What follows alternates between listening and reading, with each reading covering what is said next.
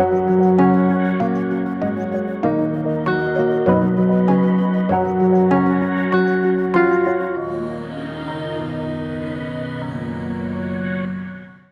പ്രത്യക്ഷീകരണത്തിൻ്റെ സ്ഥിരം സാക്ഷിയായി എന്നെയും എൻ്റെ കുടുംബത്തെയും ഉയർത്തിയതിന് അമ്മയ്ക്കും തിരുക്കുമാരനും 1000 നന്ദി പറയുന്നു. ഞാൻ Ramya Varghese, Perumbavoor കീഴിലം cent Thomas Malankara Catholic ദേവാലയത്തിൽ നിന്ന് വരുന്നു. ഇതെൻ്റെ മക്കൾ എയ്വൻ, എയ്ഡൻ, എയ്ബൽ. ഞാൻ ആദ്യമായി ഉടമ്പടി എടുത്തത് 2021 നവംബർ 1-ാം തീയതിയാണ്.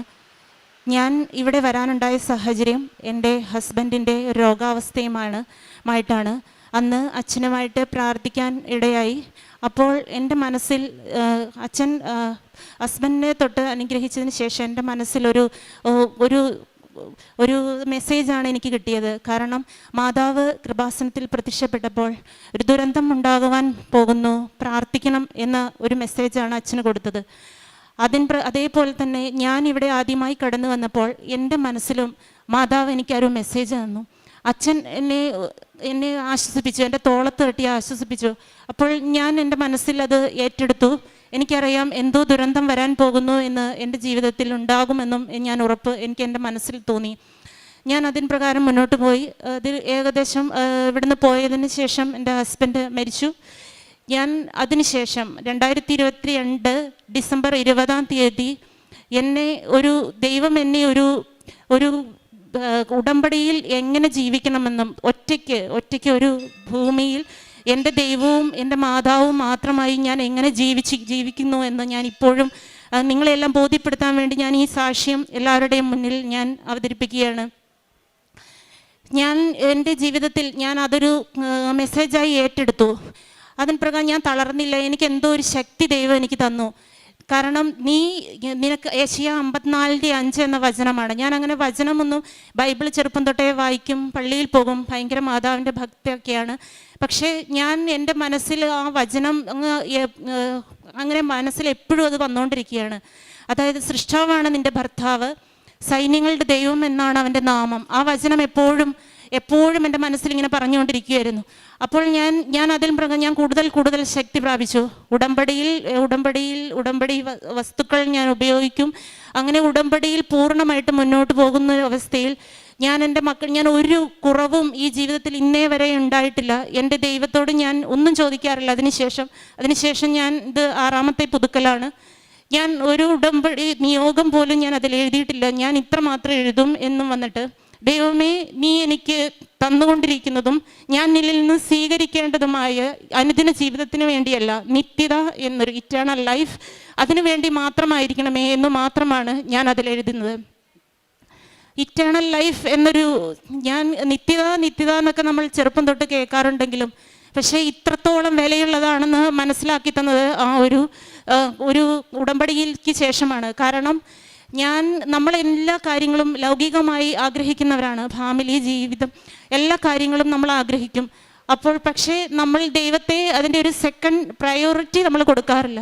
പക്ഷേ എനിക്ക് പിന്നെ അതിന് ശേഷം ഈ ദുരന്തം പോകുന്നു എന്ന് മാതാവ് പറഞ്ഞതിന് ശേഷം എൻ്റെ പ്രയോറിറ്റി എന്ന് പറയുന്നത് ഇറ്റേണിറ്റിയാണ്. ബാക്കി എനിക്കും എല്ലാം എൻ്റെ ജീവിതത്തിൽ വന്നോട്ടെ, എനിക്ക് ഒരു പ്രശ്നവുമില്ല. കാരണം ഞാൻ ഇങ്ങനെ എൻ്റെ മനസ്സിലൊരു ചിന്തയായിട്ട് ഇങ്ങനെ പോകും. ഓരോ കാര്യങ്ങളും, ഓരോ പ്രശ്നങ്ങളോ അല്ലെങ്കിൽ ഓരോ പ്രതിസന്ധികളും ദൈവത്തെ ഞാൻ മുറുകെ പിടിക്കും. ദൈവമേ ഇങ്ങനെ വന്നുള്ളൂ. പിന്നെ ഒരു 2 ദിവസത്തിന് ശേഷം പിന്നെ അതെനിക്കൊരു സന്തോഷമായി മാറും. അത് എവിടെ നിന്നാണെന്ന് എനിക്കറിയില്ല, അത് അങ്ങനെയായി മാറുന്നു. അതിൽ ഓരോരോ കാര്യങ്ങളും ഞാൻ പറയുകയാണ്. ഏകദേശം ഒരു 15 വർഷമായി ഞാൻ ഒരു PSC ജോലിക്ക് വേണ്ടി ആഗ്രഹിക്കുന്ന ഒരു വ്യക്തിയായിരുന്നു. ഞാൻ അത്യാവശ്യം പഠിക്കുന്ന കൂട്ടത്തിലാണ്. ആ ഒരു അഹങ്കാരം എനിക്കുണ്ടായിരുന്നു. കാരണം ഞാൻ പലപ്പോഴും PSCയിൽ ഫസ്റ്റ് 10 റാങ്കിന് മുമ്പിൽ വരും. പക്ഷേ അന്നൊക്കെ ഒന്നില്ലെങ്കിൽ അത് റിജക്റ്റ് ആയി പോകും, അല്ലെങ്കിൽ എൻ്റെ ലിസ്റ്റിൽ നിന്നത് വിളിക്കില്ല. അപ്പം ഞാനൊരു താൽക്കാലികമായ ഒരു ജോലിക്ക് തുടർന്നുകൊണ്ടിരുന്നു. അപ്പം ഞാൻ ഈ ഒറ്റയ്ക്കായ ജീവിതത്തിൽ എനിക്ക് മക്കളെ നോക്കണം. അപ്പം എനിക്കത് പറ്റില്ല. അപ്പം ഞാൻ ദൈവത്തോട് പറഞ്ഞു, ദൈവമേ, ഞാൻ എത്ര PSC എഴുതിയിരിക്കുന്നു, ലിസ്റ്റിലുണ്ട്, പക്ഷെ ദൈവമേ എനിക്ക് നീ എന്താ തരാത്ത എന്ന് ചോദിക്കുമ്പോഴത്തേക്കും അപ്പോൾ ഏകദേശം 1 മാസം ഇല്ല, 2 ലിസ്റ്റ് ഏകദേശം ഒരേപോലെ വിളിക്കുകയാണ്. ഏകദേശം 1 വർഷത്തിൻ്റെ ഇട ഉണ്ടായിരുന്നു ജോയിൻ ചെയ്യുന്നതിന്. അത് ഞാൻ മലപ്പുറം ജില്ലയിൽ താലൂക്ക് ആശുപത്രിയിൽ ജോലി ചെയ്തു. ഇപ്പോൾ ഞാനത് മെഡിക്കൽ കോളേജിൽ ഒരു സ്റ്റാഫ് നഴ്സായിട്ട് വർക്ക് ചെയ്യുകയാണ്. അപ്പം അങ്ങനെ എനിക്ക് ആ PSC 2 ജോലി എനിക്ക് തന്നു. ഞാൻ ഒന്നിൽ നിന്ന് ട്രാൻസ്ഫർ ആയിട്ടാണ് ഇപ്പോൾ തൃശ്ശൂർ വർക്ക് ചെയ്യുന്നത്. അപ്പോൾ എനിക്ക് എൻ്റെ മാതാവും എൻ്റെ ഈശോയും എനിക്ക് ആ ജീവിതത്തിൽ ഏറ്റവും വലിയൊരു അനുഗ്രഹമാണ് തന്നത്. കാരണം ആരുടെയും മുന്നിൽ ഞാൻ ഒരു പരിഹാസ വസ്തുവോ അല്ലെങ്കിൽ ഒരു പണത്തിന് വേണ്ടി ഞാൻ മക്കളെ നോക്കാൻ വേണ്ടി ഞാൻ ആരുടെയും മുന്നിൽ എന്നെ ദൈവം അനുവദിക്കില്ല. അതെനിക്ക് പൂർണ്ണ ബോധ്യമുണ്ടായിരുന്നു. രണ്ടാമതായിട്ട് ഞങ്ങൾ നിലമ്പൂരാണ് താമസിച്ചിരുന്നത്. നിലമ്പൂർ എന്ന് പറയുമ്പോൾ എല്ലാവർക്കും അറിയായിരിക്കും, ഒരു വനമേഖലയാണ്. ഒരു 10-25 കിലോമീറ്റർ ദൂരം വരണം ഒരു ടൗണിലേക്ക് എത്താൻ. അപ്പോൾ ഞാൻ എൻ്റെ മനസ്സിൽ ജോലി കിട്ടി. ദൈവമേ, ഒരു സാധാരണ വീടാണ്, ഓടിട്ട ഒരു വീട്. ആ വീട്ടിൽ പ്രളയവും ആ ഏരിയ എന്ന് പറഞ്ഞാൽ പ്രളയവും ഭയങ്കര മൃഗങ്ങളുടെ ശല്യമൊക്കെ ഉള്ളതാണ്. അപ്പം ഞാൻ എൻ്റെ മനസ്സിൽ വിചാരിച്ചു, ദൈവമേ, ഈ മക്കളെയും കൊണ്ട് ഞാൻ എങ്ങനെ ജീവിക്കും? ദൈവം എനിക്കൊരു വീട് തരുമോ എന്ന് ഞാൻ ആലോചിച്ചു. അപ്പോൾ ദൈവം ഞാൻ ഏത് മനസ്സിൽ വിചാരിച്ചു. അപ്പോൾ ജോലി കിട്ടി. അപ്പോൾ അതിന് പ്രകാരം ഒരു വീട് വാങ്ങാൻ, അപ്പോൾ അനിയത്തി ഒക്കെ വീട് കണ്ടു തുടങ്ങി. ആദ്യമായിട്ടൊരു വീട് എന്നെ കാണാൻ വിളിച്ചിട്ട് ഞാൻ അവിടെ ചെന്നു. അപ്പോൾ വീടിൻ്റെ ഒരു മൂലയ്ക്ക് ഞാൻ ഉപ്പ് കൊണ്ടുപോയിരുന്നു, ഉടമ്പടി ഉപ്പ് കൊണ്ടുപോയി. ഞാൻ വിശ്വാസ പ്രമാണം ചൊല്ലിയ ഉടമ്പടി ഉപ്പ് ഞാൻ അവിടെ തേച്ചു. അത് വീടിൻ്റെ കോർണറിൽ തേച്ചിട്ട് ഞാൻ പറഞ്ഞു, ദൈവമേ, നീ എനിക്ക് തരാനാണെങ്കിൽ ഈ ഒരു വീടിന് ഞാൻ അങ്ങയുടേതാക്കി മാറ്റിയാണ്, എനിക്കിതിലൊരു അവകാശവുമില്ല. അതിന് പ്രകാരം എനിക്ക് ആ വീട് അനുവദിച്ചു തന്നു. ഏകദേശം ടൗണിൽ ഒരു നല്ലൊരു വില വരുന്ന ഒരു സ്ഥലവും വീടുമായിട്ട് ഞങ്ങൾക്കത് തന്നു. വളരെ നിസ്സാരമായ പലിശയ്ക്ക് ദൈവം അത് അനുവദിച്ചു തന്നു. ഇപ്പോഴും എല്ലാവരും ചോദിക്കും, നിങ്ങൾക്ക് എങ്ങനെ ഇത്രയും പൈസയ്ക്ക് ഇത്രയും ടൗണിൽ ഒരു വീട് ദൈവം? അപ്പോൾ ഞാൻ എൻ്റെ ദൈവത്തെ മഹത്വപ്പെടുത്താൻ വേണ്ടി എനിക്ക് ഓരോന്നായി ദൈവം എനിക്ക് തരികയാണ്. അതിൽ കൂടുതലെന്ന് വെച്ചാൽ ഉടമ്പടി എടുത്തതിന് ശേഷം എനിക്ക് പിതാവായ ദൈവത്തോടൊരു സ്നേഹം വരിക. സ്നേഹം എന്ന് പറഞ്ഞാൽ പിതാവായ ദൈവമുണ്ട്, പുത്രനെ നൽകി നമ്മളെ രക്ഷിച്ചു എന്നൊക്കെ നമ്മൾ വിശ്വസിക്കും. പക്ഷെ പിതാവായ ദൈവത്തോട് ഞാൻ എപ്പോൾ പ്രാർത്ഥനയിലായിരിക്കുമ്പോഴും കണ്ണടയ്ക്കുമ്പോഴും എനിക്ക് പിതാവിൻ്റെ രൂപം മനസ്സിൽ വന്നിട്ട് ഞാൻ പിതാവിൻ്റെ കഴുത്തേൽ 2 കൈയിട്ട് ഇങ്ങനെ തൂങ്ങിക്കിടക്കുന്ന എപ്പോഴും ഒരു ദർശനമാണ്. ഞാൻ പലപ്പോഴും അത് മാറ്റാൻ ശ്രമിക്കും. കാരണം വലിയ മഹത്വകരമായ ഒരു പിതാവിൻ്റെ കഴുത്തിൽ കാലിൽ പിടിക്കേണ്ടതല്ലേ എന്നൊക്കെ പലപ്പോഴും ചിന്തിക്കും. പക്ഷെ എൻ്റെ മനസ്സിൽ അങ്ങനെയാണ് തോന്നുന്നത്. ഞാൻ ചോദിക്കും, പിതാവായ ദൈവത്തെ, തൻ്റെ പുത്രനെ ഈ ലോകത്തിലേക്ക് നമ്മെ രക്ഷിക്കാൻ വേണ്ടി പിതാവ് അത്ര സ്നേഹം കാണിച്ചു. അപ്പോൾ ഞാൻ പിതാവിനോടാണ് എല്ലാം ചോദിക്കുന്നത്, അങ്ങയുടെ പുത്രനെ മഹത്വപ്പെടുത്താൻ ഇടവരുത്തണം. എൻ്റെ ഓരോ നിമിഷവും എൻ്റെ ഓരോ ദിവസവും ഞാൻ അങ്ങയുടെ പുത്രനെ മഹത്വപ്പെടുത്താൻ വേണ്ടി ഇടവരുത്തണമേ എന്ന് ഞാൻ പിതാവിനോട് എന്നും പ്രാർത്ഥിച്ചുകൊണ്ടിരുന്നു. പിന്നെ ഞാൻ എൻ്റെ ജീവിതത്തിൽ ഒന്നിനും നന്ദി പറയുന്നതെന്ന് വെച്ചാൽ, നന്ദി പറയുന്നത് പിതാവായ ദൈവം ഈ പുത്രനെ ഈ ലോകത്തിലേക്ക് തന്നതിന് മാത്രമേ ഞാൻ നന്ദി പറയാറുള്ളൂ. കാരണം നമ്മൾ അതിന് പ്രകാരം ആ പുത്രൻ്റെ സ്നേഹം ഞാൻ ഈ ഉടമ്പടിയിലാണ് കണ്ടെത്തിയിരിക്കുന്നത്. നിത്യതയിലൂടെ നമ്മൾ ഈ ലോകത്ത് പ്രവർത്തിക്കേണ്ടതും എല്ലാം നിത്യതയ്ക്ക് വേണ്ടിയായിരിക്കണം. ബാക്കി എന്തെല്ലാം പ്രശ്നങ്ങൾ നമ്മുടെ ജീവിതത്തിൽ ഉണ്ടായാൽ പോലും അതിലൊന്നും തളരാനോ അതിനുവേണ്ടി കരഞ്ഞിരിക്കാനോ ഞാൻ ഇതുവരെ എന്നെ ദൈവം ഇടയാക്കിയിട്ടില്ല. പിന്നെ ഞാൻ പറയാറുള്ളതെന്ന് വെച്ചാൽ, എൻ്റെ ചെറിയ മോൻ്റെ ഒരു രോഗസൗഖ്യമാണ്. ഒരു ദിവസം രാവിലെ അവൻ്റെ ഒരു സ്ക്രോട്ടൽ ഏരിയയിൽ നല്ല രീതിയിൽ സ്വെല്ലിങ് വന്നു. അപ്പോൾ സ്വെല്ലിങ് വന്ന് നല്ല രീതിയിൽ ചുമന്ന് ഇരുന്നു. അപ്പോൾ ഞാൻ ഉടമ്പടി തൈലം വിശ്വാസ പ്രമാണം ചൊല്ലി ഞാൻ അതിൽ പുരട്ടി. ഒരു ഡോക്ടറെ ഒന്നും കാണിച്ചില്ല. എനിക്കെന്തോ ഒരു ധൈര്യം തന്നു. നല്ല രീതിയിൽ സ്വെല്ലിങ് ആയിരുന്നു. അപ്പോൾ 2 ദിവസം ഞാനത് പ്രാർത്ഥിച്ചു, ഉടമ്പടി തൈലം തേച്ചു. രാവിലെയും വൈകുന്നേരം ഉടമ്പടി തൈലം തേച്ച് വിശ്വാസ പ്രമാണം ചൊല്ലി ദൈവത്തോട് പറഞ്ഞു, ദൈവമേ, ഇത് അങ്ങേക്ക് അറിയാമല്ലോ, എൻ്റെ ബുദ്ധിമുട്ടുകളും പ്രയാസങ്ങളും അറിയാമല്ലോ.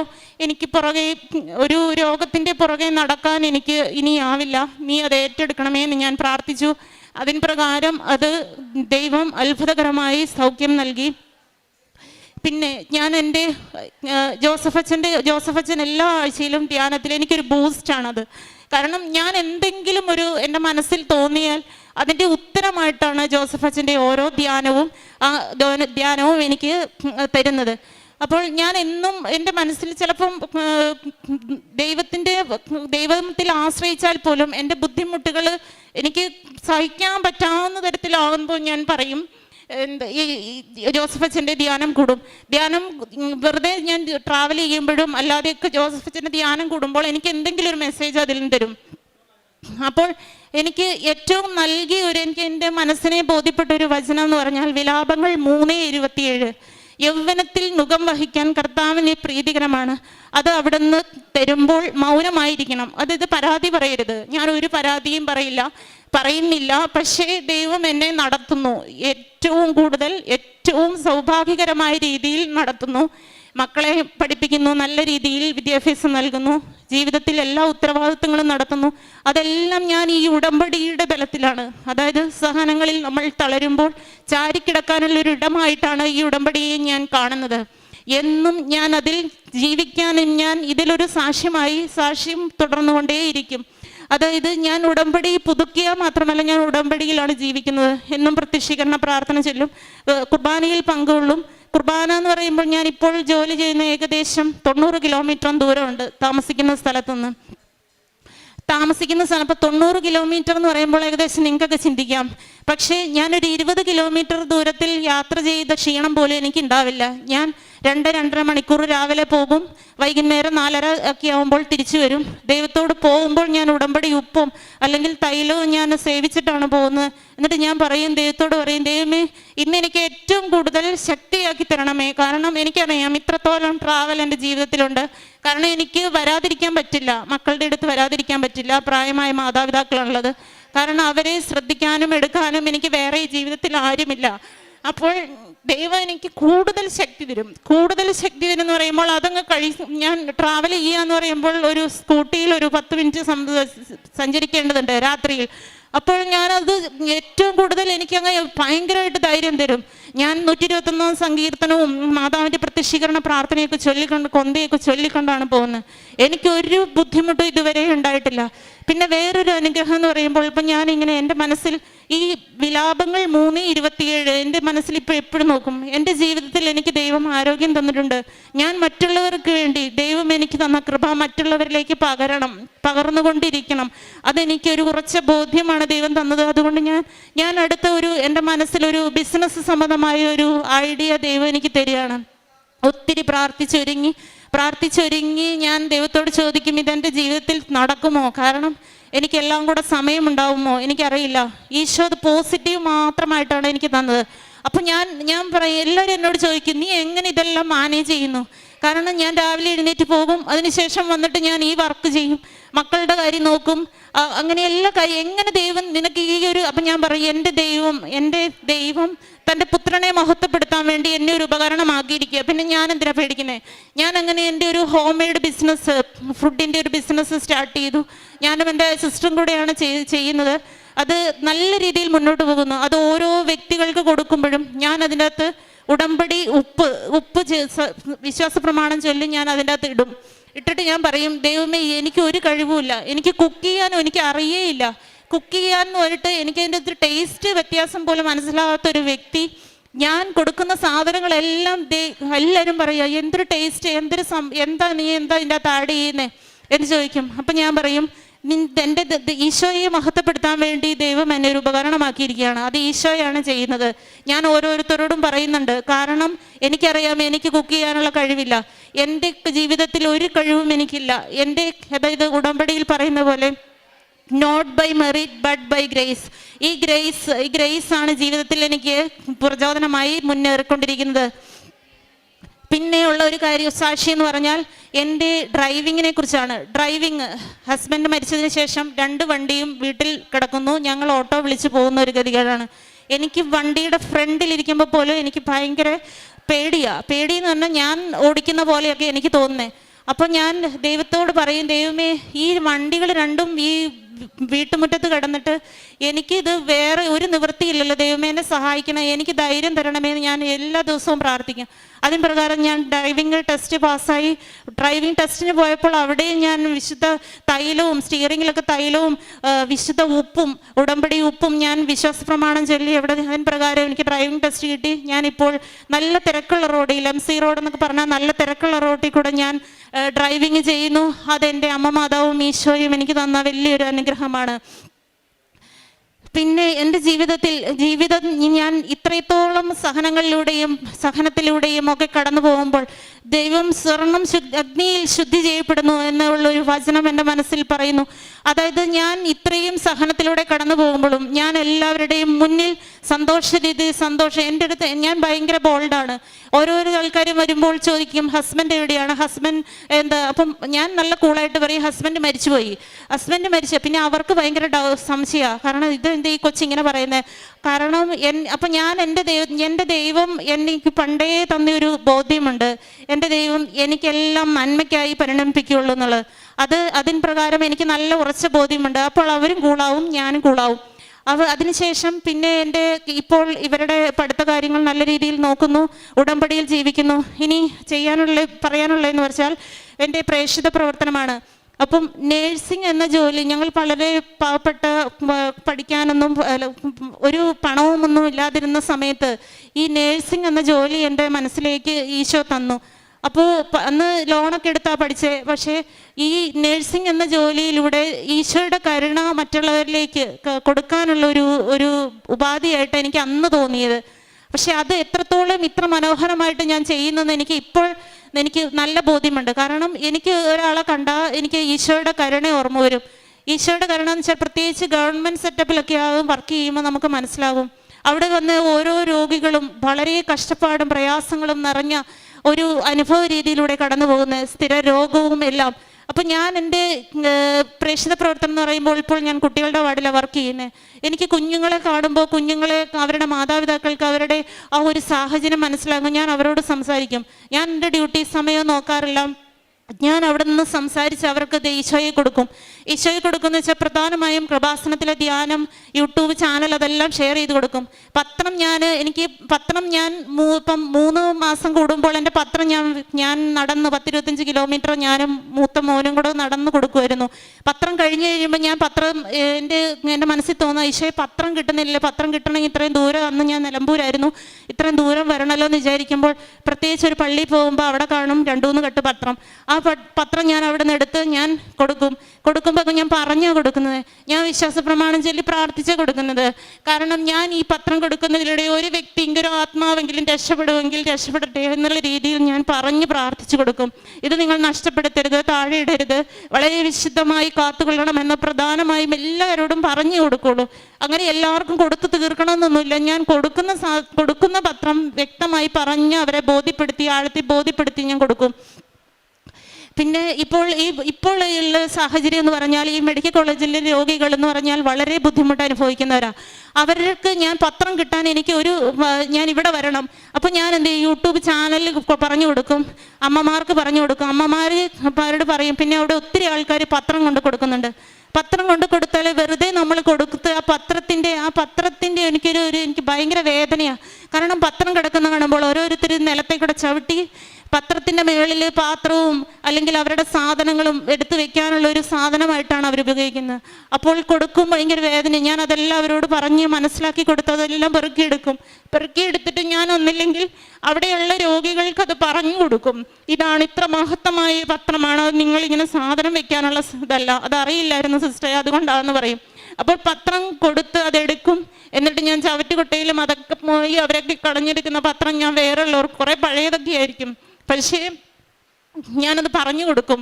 പത്രം നിങ്ങളങ്ങനെ കളയരുത് എന്നുള്ള രീതിയിൽ പറഞ്ഞു കൊടുക്കും. അപ്പോൾ ഇവിടെ വന്ന് ഇവിടുത്തെ യൂട്യൂബ് ചാനൽ ധ്യാനം എല്ലാ ചൊവ്വാഴ്ചയും ഉണ്ട്. അച്ഛൻ നല്ല രോഗസൗഖ്യ പ്രാർത്ഥന നടക്കുമെന്നെല്ലാം പറഞ്ഞു കൊടുത്തു. അങ്ങനെ ഒത്തിരി രോഗികൾ ഇവിടുത്തെ ധ്യാനം എല്ലാ ആഴ്ചയിലും കൂടുന്നവരുണ്ട്. പിന്നെ ജീവകാരുണ്യ പ്രവർത്തനങ്ങൾ എന്ന് പറയുമ്പോൾ പ്രധാനമായിട്ടും അത് ഒരാഴ്ചയിൽ മാസത്തിൽ എനിക്ക് എന്നെ ദൈവം ഇങ്ങനെ തോന്നിപ്പിക്കും. തോന്നിപ്പിക്കും ഒരാളെ കാണുമ്പോൾ ഇവർക്ക് പൈസയുടെ ആവശ്യമുണ്ട്, അല്ലെങ്കിൽ ഇവർ വളരെ ബുദ്ധിമുട്ടിയാണ് ജീവിക്കുന്നതെന്ന് എൻ്റെ മനസ്സിൽ തോന്നിപ്പിക്കും. ഞാൻ അവരുടെ അടുത്ത് പോയി സംസാരിക്കുമ്പോൾ അത് കറക്റ്റാണ്. കാരണം അവരാഗ്രഹിക്കുന്ന ഒരു എക്സാമ്പിൾ പറഞ്ഞാൽ, ഒരു കൊച്ച് വന്നിരിക്കുകയാണ്, ഒരു ആപ്പിളിന് വേണ്ടി കൊതിക്കുന്ന ഒരു കൊച്ച്. ഒരു ആപ്പിൾ ഈ കാലത്ത് മേടിച്ചു കൊടുക്കാൻ പറ്റാത്ത മാതാപിതാക്കൾ നമ്മുടെ ഈ സമൂഹത്തിലുണ്ട്. അപ്പോൾ ആ ഒരു ബുദ്ധിമുട്ട് നമ്മൾ മനസ്സിലാക്കുമ്പോൾ നമുക്ക് ഭയങ്കര വേദനയാണ്. അങ്ങനെയുള്ളവർ ഞാൻ കണ്ടെത്തി ദൈവം എനിക്ക് ചിലപ്പോൾ ഒന്നും ഉണ്ടാവില്ല അന്നേരം കയ്യിൽ, പക്ഷെ ഞാൻ കൊടുക്കും. ഞാൻ അവരുടെ നമ്പർ മേടിക്കുകയോ അങ്ങനെ എന്തെങ്കിലും ചെയ്യും. നമ്പർ മേടിച്ച് ഞാൻ അവരുടെ പിന്നെ എനിക്കുള്ള സമയത്ത് ഞാൻ കൊടുക്കും. ഞാൻ കൊടുക്കുമ്പോൾ ഞാൻ മനസ്സിൽ കരുതും, ദൈവമേ വിധവ ചില്ലിക്കാശ് കൊടുത്തതിൻ്റെ അതേപോലെയാണ് ഞാനിപ്പോൾ കൊടുക്കുന്നത്. പക്ഷേ ഒരാഴ്ചയ്ക്ക് ശേഷം ഒരു 3 ഇരട്ടി, എനിക്ക് പോലും അറിയില്ല എനിക്ക് എവിടെ എൻ്റെ അക്കൗണ്ടിലേക്ക് ഗവൺമെൻറ്റിൽ നിന്നാണ് ഞാൻ പണ്ട് വർക്ക് ചെയ്ത്, അവിടെ നിന്നൊക്കെ ആണെങ്കിലും എനിക്ക് ഞാൻ ആവശ്യത്തിന് ആ ഒരു പ്രത്യേക നിമിഷം ഞാൻ ആനന്ദിക്കും. കാരണം എന്ന് വെച്ചിട്ടുണ്ടെങ്കിൽ ദൈവം എന്നെ എത്രത്തോളം കരുണയോടെ കാത്തു പരിപാലിക്കുന്നു എന്നുള്ളത് ഞാൻ മനസ്സിലാക്കും. അങ്ങനെ ഓരോ ദിവസവും ഓരോ കുട്ടികൾ അല്ലെങ്കിൽ ഇപ്പോൾ വർക്ക് ചെയ്യുന്ന സ്ഥലത്താണെങ്കിലും അല്ലെങ്കിൽ ഓരോരുത്തരുടെ ബുദ്ധിമുട്ടുകൾ മനസ്സിലാക്കാനുള്ള ഒരു ഭാഗ്യം ദൈവം എനിക്ക് തരുന്നുണ്ട്. ഞാൻ അവരെ പറഞ്ഞ് മനസ്സിലാക്കും, അവരെ ദൈവത്തിങ്കിലേക്ക് ആഴപ്പെടുത്തും. ക്രിസ്തീയ ജീവിതം ഇങ്ങനെയാണ് ജീവിക്കേണ്ടത് എന്നുള്ള ഓരോ മൂല്യം. പിന്നെ അച്ഛൻ കഴിഞ്ഞ 16th ധ്യാനത്തിൽ പറയുന്നുണ്ട്, 4 കടമ്പ കടക്കണം, 4 കടമ്പയാണ് ഉടമ്പ ജീവിതം എന്ന്. അതായത് ചെങ്കടൽ, മരുഭൂമി, ജോർദാൻ, ജെറീക്കോ. ഇപ്പം ഞാൻ ജെറീക്കോ. അപ്പം ഞാൻ എൻ്റെ ജീവിതം ഈ 2022 ശേഷം എൻ്റെ ജീവിതം ഈ 4 കടമ്പയിലൂടെ കടന്ന് ഞാനിപ്പോൾ ഒരു ജെറീക്കോ പട്ടണത്തിലാണ്. എന്തും എൻ്റെ ജീവിതത്തിൻ്റെ എല്ലാ മേഖലകളിലും ദൈവം പ്രവർത്തിക്കും. ദൈവം അതൊരു ധൈര്യമായിട്ട് എന്നെ ആ ഒരു ടോക്ക് കഴിഞ്ഞപ്പോൾ തൊട്ട് ഞാനിങ്ങനെ ആലോചിക്കും, ദൈവമേ എൻ്റെ ഒരു കാര്യമാണല്ലോ പറയുന്നത്. കാരണം എനിക്ക് ഒരു ആവശ്യമില്ല എൻ്റെ ജീവിതത്തിൽ. എന്നേക്കാൾ കൂടുതൽ നിനക്കറിയാം എൻ്റെ ആവശ്യങ്ങളെല്ലാം. അതിന് പറഞ്ഞ് ഞാൻ ഒന്നും ചോദിക്കാറുമില്ല. അപ്പൊ ദൈവം നമുക്ക് വേണ്ടി യുദ്ധം ചെയ്യുമെന്നാണ് ജോസഫ് അച്ഛൻ പറഞ്ഞ്.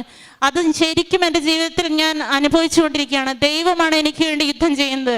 ഞാൻ ഒരു കാലത്തും തളരില്ല. ഞാനിത് ഈ പറയുമ്പോൾ ഞാൻ നിങ്ങളിൽ പലർക്കും ഒരു പ്രചോദനമാവട്ടെ. എൻ്റെ സാക്ഷ്യം ഈ ഒരു സാക്ഷ്യത്തിലൂടെ പലർക്കും ഒരു പ്രചോദനമാവുന്നത് വഴി എനിക്ക് എൻ്റെ ജീവിതത്തിൽ എൻ്റെ ദൈവത്തെ മഹത്വപ്പെടുത്താനുള്ള ഒരു ഉപാധിയായിട്ട് കൂടി ഞാൻ ഈ സാക്ഷ്യം ഈശോയുടെ അമ്മയ്ക്കുടെയും മുന്നിൽ ഞാൻ സമർപ്പിക്കുന്നു. ഈശോയെ നന്ദി, മാതാവേ നന്ദി. പിന്നെ എൻ്റെ അനുദിന ജീവിതത്തിൽ ഞാൻ പറഞ്ഞില്ല, എനിക്ക് കുർബാന ലൈവായിട്ട് കൂടാൻ പറ്റില്ല. ഞാൻ ഓൺലൈനായിട്ട് എല്ലാ ഞായറാഴ്ചകളിലും എനിക്ക് നിർബന്ധമാണ്. ഞാൻ മക്കളോടും പറയും, നിരങ്ങി ആണെങ്കിൽ പോലും നമുക്ക് അസുഖം വന്നാലും നമുക്ക് ചിലപ്പം പനി അങ്ങനെ ഒന്നും പറഞ്ഞിരിക്കാൻ പാടില്ല.